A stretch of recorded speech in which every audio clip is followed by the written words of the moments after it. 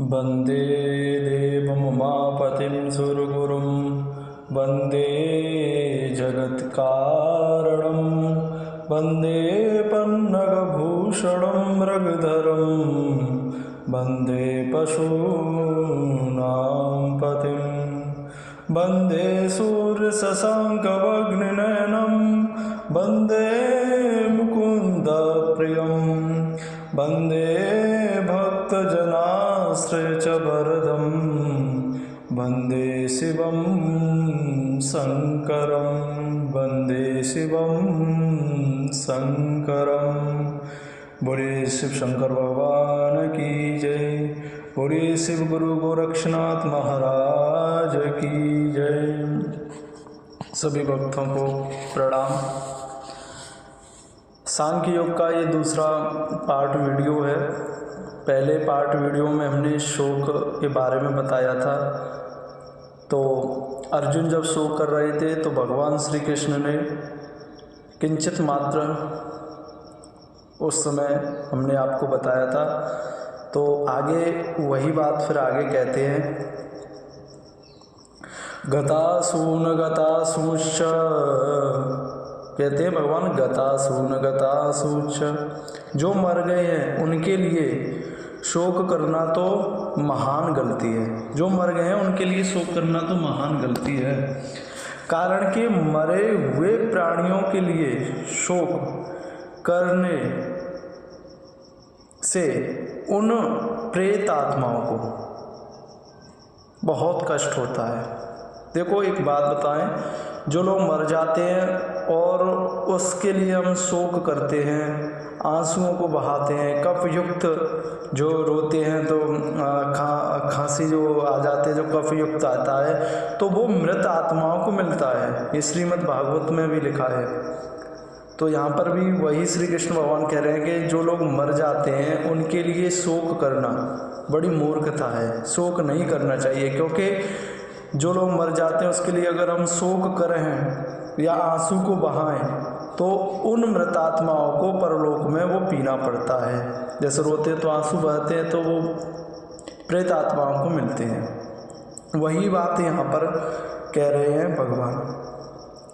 जैसे शरीर के अंग शिथिल हो रहे हैं, जैसे हमारे शरीर के अंग शिथिल हो रहे हैं, मुख सूख रहा है आदि ये विकार पैदा करते हैं।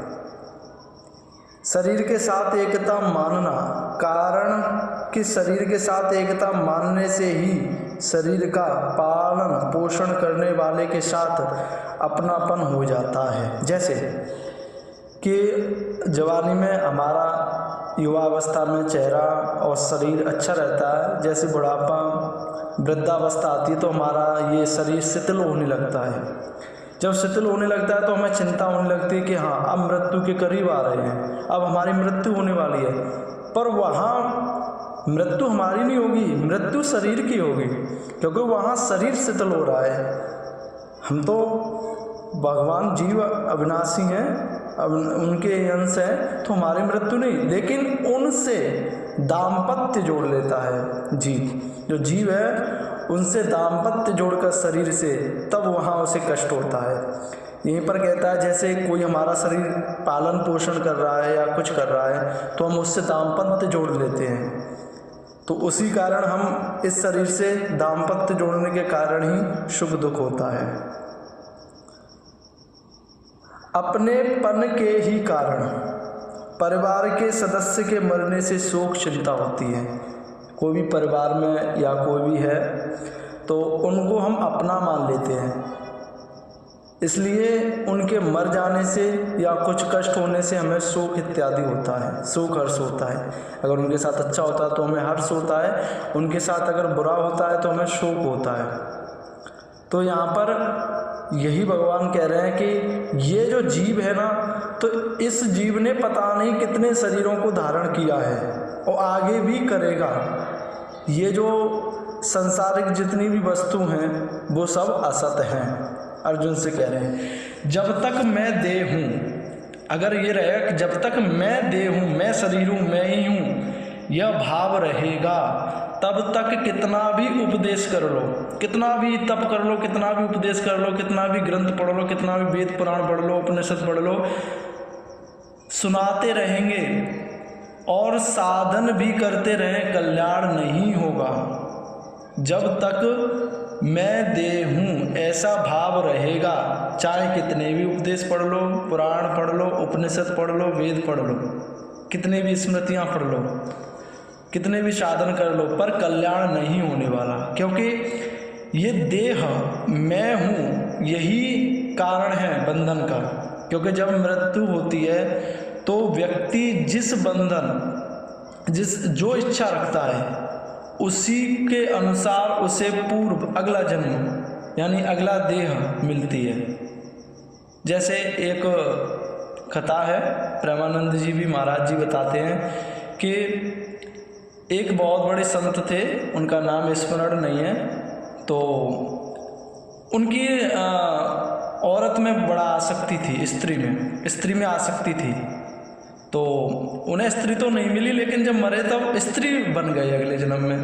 तो उनका विवाह हुआ, स्त्री का शरीर मिल गया। अब विवाह हुआ तो उनके पति किसी युद्ध में मारे गए, तो वो बहुत रो रहे थे, उनकी चूड़ी फूट गई, उनके जब मर जाते तो वो स्त्रियां रोती हैं।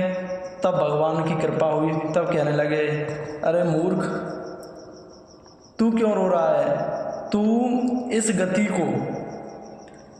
इस गति को छोड़कर तू मेरे शरण में आ। तो क्या भगवान आप कौन?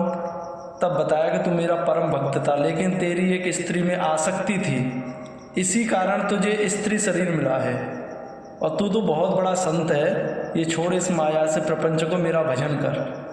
तो भगवान इतने कृपालु हैं। और वही बात अर्जुन से कह रहे हैं कि जब तक जो मनुष्य जब तक आसक्ति रखेगा, इच्छाएं रखेगा, तब तक वो जन्म मृत्यु से, बंधन से मोक्ष नहीं प्राप्त कर सकता।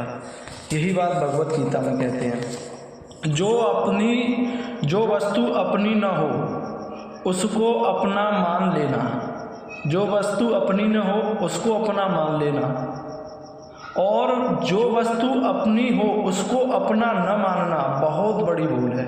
देखो, जो वस्तु अपनी हो उसे अपना न मानना, और जो वस्तु अपनी न हो उसे अपना मानना। जैसे शरीर, जो हमारा ये शरीर है, ये अपना नहीं है, ये हमारा नहीं है शरीर, क्योंकि ये असत है, ये संसार का शरीर है, तो संसार का समय आने पर ये चला जाएगा। और हमारा मानने लायक कौन सी चीज़ है?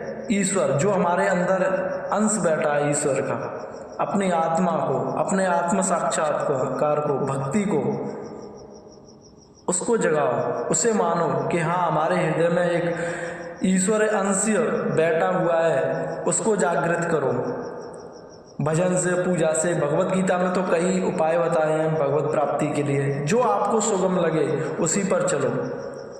तो यही मनुष्य कारण दुख का कारण होता है कि जो वस्तु अपनी नहीं है उसे अपना मान लेना, और जो अपनी है उसे अपना न मानना, यही दुख का कारण होता है। क्योंकि ये रिश्ते हैं और ये जो संबंध है, ये पता नहीं कितने संबंध हो चुके होंगे आपके, और कितने मिट चुके होंगे, कितने होने वाले होंगे। तो वही कारण, ये असत है, ये संसार का है, तो संसार को ही देना है। ये संसार की ही वस्तु संसार में ही वर्त रही हैं, ऐसा समझो। क्योंकि ये इंद्रियां, ये आँख, ये कान, ये चक्षु इत्यादि जितने भी शरीर इंद्रियां हैं, ये संसार की हैं, वो संसार की वस्तु में वर्त रही हैं। ये अपना कर्ता स्वयं मत बनो, कर्ता मत बनो वहाँ पर कि मैं कर रहा हूँ, कि मैंने किया, कि ये मैंने किया। निष्काम भाव कर्म, जो कर्म योगी होता है वो निष्काम भाव होता है, उसमें कर्तापन नहीं रहता। अगर जिसमें कर्तापन रहेगा तो वो भोक्ता भी रहेगा, और भोक्ता रहेगा तो जन्म मृत्यु के चक्कर में वो फिरता रहेगा। ये निश्चित है, ये भगवत गीता कह रही है कि जब तक कर्ता स्वयं रहेगा, जब अपने आप को कर्ता समझ लोगे तो भोक्ता भी आप ही रहोगे फिर। तो कर्म योगी को कभी भी अपना जो भी कर्म है, अपने आप को कर्ता नहीं समझना चाहिए। तो आज यही हम समझा रहे हैं कि जो असत वस्तु है उससे हमें लगाव नहीं करना चाहिए। ये शरीर भी हमारा नहीं है, इससे लगाव नहीं करना चाहिए, इसे अपना नहीं मानना चाहिए। अगर इसे अपना मान लेते हैं, दाम्पत्य जोड़ लेते हैं, तो सुख दुख की अनुभूति तो होगी ही। तो भगवान का नाम स्मरण कीजिए, भगवान का नाम कीजिए, आगे मार्गदर्शन होता रहेगा।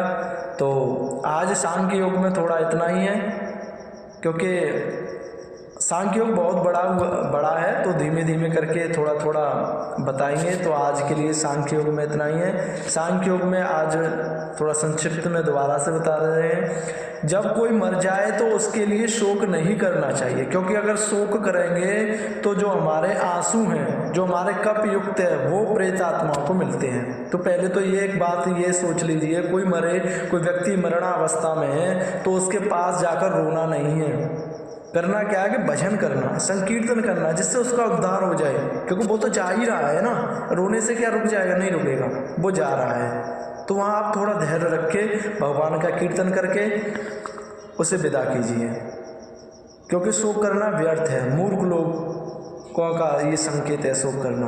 और जो वस्तु अपनी है उसे अपना मानो, जो अपनी नहीं है उसे अपना मानो ही मत, दाम्पत्य मत जोड़ो, और स्वयं कर्ता मत बनो, निष्काम भाव रहो। किसी को आपने दान दे दिया, किसी के साथ अच्छा कर दिया, या किसी को कुछ भी कर दिया, तो आप ये सब मत कहो कि मैंने किया, मैं हूँ, मैंने ये इसको दान दिया, मैंने इसे खाना खिलाया, मैं कर रहा हूँ, मैंने नहीं किया, ये ऐसा नहीं। वहाँ कर्ता बनो ही मत। अगर वहाँ कर्ता नहीं बनोगे तो वहाँ भोगने वाला भी कोई नहीं है। तो जब भोगने वाला, जब कर्ता ही नहीं रहेगा तो भोगने वाला कौन रहेगा? कोई नहीं। तो जन्म कर्म, जो जन्म मृत्यु है, उससे चक्कर से आप छूट जाओगे, तो मोक्ष हो जाएगा। यही कर्म योग की आगे चल के बताएंगे, कर्म योग में यही बात बताई है। तो जय श्री राधे। आप श्री भगवान का नाम जप करें, नाम स्मरण करें, इसी से आपका कल्याण होगा। जो अंधकार में जितने भी लोग हैं, असत में, जो असत वस्तुओं से जितने भी दाम्पत्य है, सुख दुख वही है। सुख दुख कहीं बाहर से नहीं आते, अपने अंदर ही है सुख दुख। बस अनुभूति जब होती है जब हम असत वस्तु से अपना दाम्पत्य जोड़ लेते हैं। दाम्पत्य माने हम उससे संबंध मान लेते हैं, ममता मान लेते हैं।